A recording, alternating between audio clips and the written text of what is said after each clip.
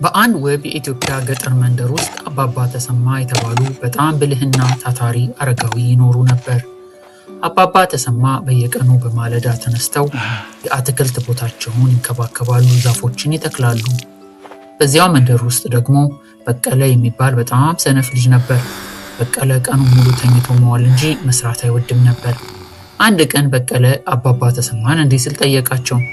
አባባ ተሰማ ለምን ሁል ጊዜ ይለፋሉ? ዛሬ ተኝተው ቢውሉ ምን ችግር አለው? አባባ ተሰማም ፈገግ ብለው ልጄ ሆይ ዛሬ ካልሰራህ ነገ የምትበላው አይኖርህም። ስራ ለሰው ልጅ ክብር ነው አሉት። በቀለ ግን ንግግራቸውን ሳያምንበት ተኝቶ ዋለ። ወራት አለፉና የበቆሎ መከር ወቅት ደረሰ።